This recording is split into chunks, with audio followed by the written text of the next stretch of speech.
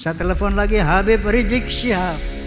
Beb, ente dengar gak Beb mengenai pengalaman? Iya Ji, anda dengar. Saya punya masjid namanya Husnul Khatimah di daerah Pondok Jaya Mampang sana. Karena saya sering keliling Indonesia, maka saya jarang khutbah di masjid saya. Ketika satu Jumat saya khutbah di sana, tiba-tiba pengurusnya sudah berubah semua. Inna lillahi wa inna ilaihi. Masya Allah, ini siapa makhluk ini? Kok berbicaranya seperti itu? Assalamualaikum warahmatullahi wabarakatuh, sahabat Aswanja. Rhoma Irama, si Raja Dangdut, di dalam ceramahnya saat menghadiri acara pengajian akbar Forum Silaturahmi Takmir Masjid dan Mushola Aswaja pada Minggu 23 Juni 2024, menyinggung masalah kelompok Wahabi yang mulai marak menguasai masjid-masjid di berbagai wilayah di Indonesia, termasuk masjid yang didirikan oleh si Raja Dangdut yang bernama Husnul Khotimah di daerah Jakarta Selatan, tak luput dari campur tangan kelompok Wahabi. Lalu, Rhoma Irama pun bercerita bagaimana ia mengatasi masalah ini. Berikut kisah lengkapnya. Kali ini saya ingin menceritakan kronologi terbentuknya Forum Silaturahmi Takmir Masjid dan Mushola Indonesia. Jadi pada suatu saat di tahun 2007, saya sedang berkendara sendirian. Waktu itu saya putar radio, insya Allah namanya Radio Roja. Ada ceramah agama di sana. Saya mendengarkan dengan asyik, dengan serius, sambil berkendara. Tiba-tiba saya menjadi terkejut ketika ada kata-kata begini. Itu yang namanya NU kafir, yang namanya Muhammadiyah kafir, bahkan Wali Songo kafir. Inna lillahi wa inna ilaihi. Masya Allah, ini siapa makhluk ini? Kok berbicaranya seperti itu? Oke, selanjutnya saya punya masjid namanya Husnul Khatimah di daerah Pondok Jaya Mampang sana. Karena saya sering keliling Indonesia, maka saya jarang khutbah di masjid saya. Ketika satu Jumat saya khutbah di sana, tiba-tiba pengurusnya sudah berubah semua. Kaifiahnya sudah berubah semuanya. Dan saya nggak kenal orang-orang baru itu. Kamu ini siapa? Kamu siapa? Kamu siapa? Mana pengurus lama? Bla bla bla bla. Ini Bang Haji, kita nih ini rumah kami di sini, tetangga Bang Haji. Lalu pengurus lama kemana? Nggak tahu Bang Haji, ada yang sakit, ada yang mengundurkan diri, semua begitu. Nah, di situ saya baru sadar bahwa masjid saya sudah dikuasai oleh yang namanya Wahabi. Saat itu saya teleponlah, waktu itu pimpinan Nahdlatul Ulama Kiai Haji Hashim Muzadi. Saya telepon Kiai, izin, ada nggak masjid-masjid NU yang diambil alih oleh Wahabi? Beliau mengatakan ada Bang Haji, di sini. Kemudian saya telepon lagi Prof. Din Syamsuddin, saat itu beliau sebagai ketua PP Muhammadiyah. Prof, ada nggak masjid-masjid Muhammadiyah yang berubah menjadi masjid? Ada Bang Haji. Kemudian saya telepon Dewan Masjid Indonesia, saat itu dipimpin oleh Profesor Tarmizi Tahir almarhum. Prof, ada mendengar nggak keluhan-keluhan umat nih, ada pengambil alihan kepengurusan masjid? Iya Bang Haji, ini rame ini Bang Haji. Saya telepon lagi Habib Rizik Syihab. Beb, ente dengar gak Beb mengenai pengalaman? Iya Ji, anda dengar. Saya telepon lagi almarhum Kiai Zainuddin Amzad. Kiai, antum dengar? Iya, anda dengar semua. Maka berkumpullah kita, dan di situ saya sendiri memberi judul Fahmi Tamami Forum Silaturahmi Takmir Masjid dan Mushola Indonesia. Karena saya yang pertama bergerak, maka beliau meminta saya menjadi ketua umum. Saat itu terjadi deklarasi itu adalah bulan Oktober tahun 2007 yang lalu.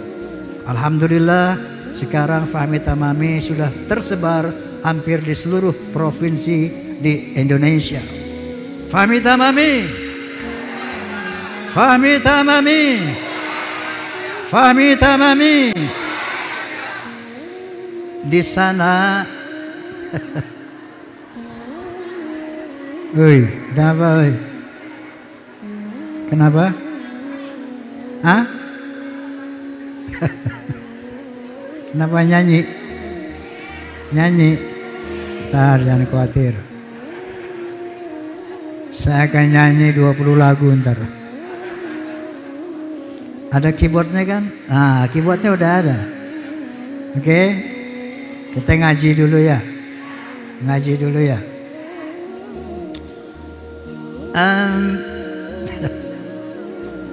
Mereka mengatakan bahwa kita ini ahlul bid'ah, ahli bid'ah. Bahwa kullu bid'atin dolalah finnar. Semua kamu ini melakukan bid'ah dolalah finnar. Yang namanya yasinan itu bid'ah dolalah, masuk neraka. Yang namanya tahlilan itu bid'ah dolalah, masuk neraka. Yang namanya maulidan bid'ah dolalah, masuk neraka.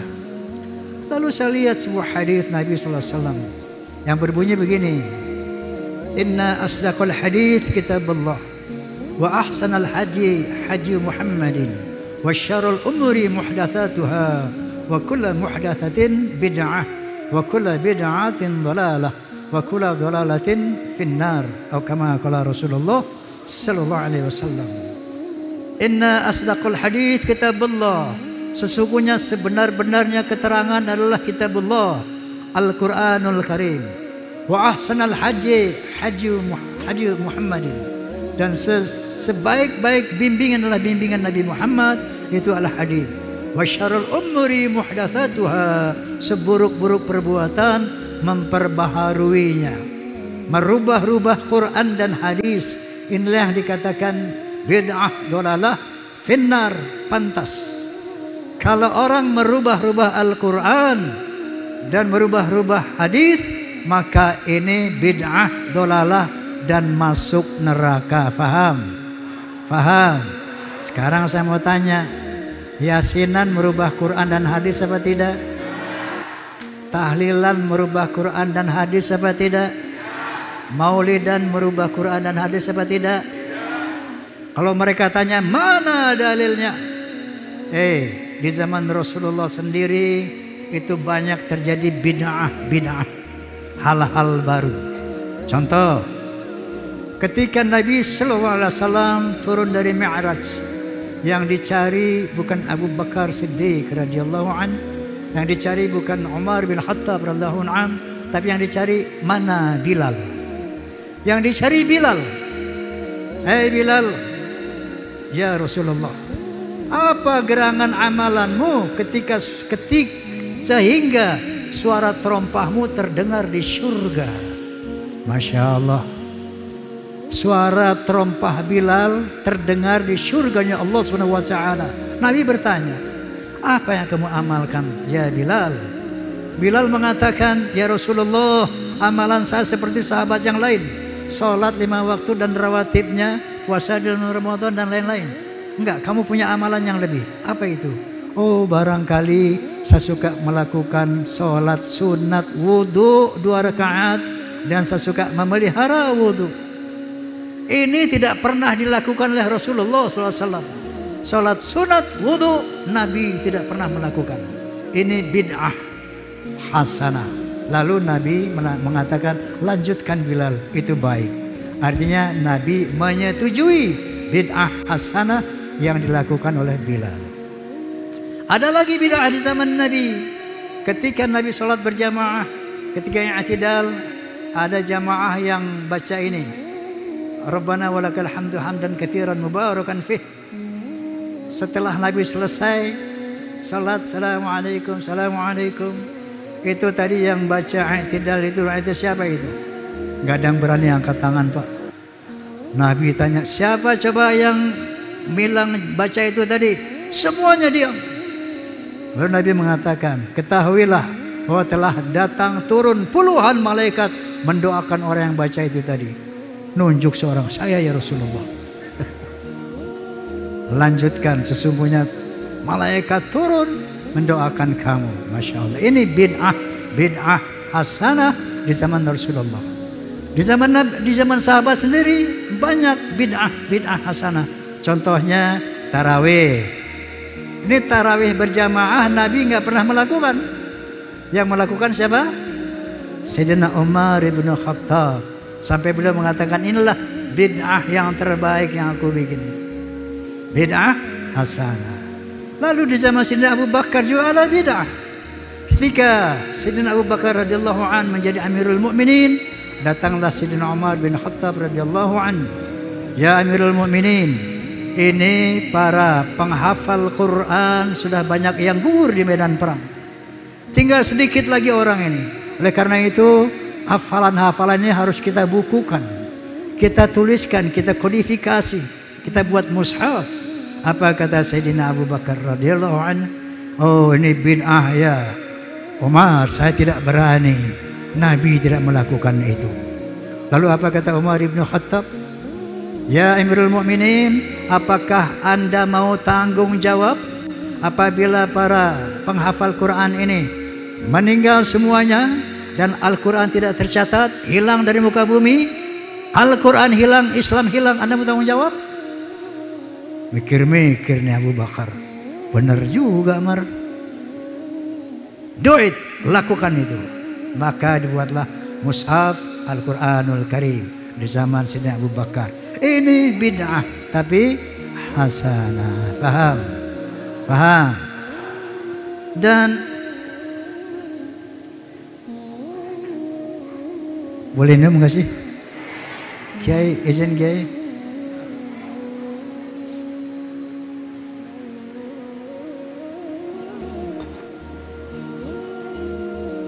Lalu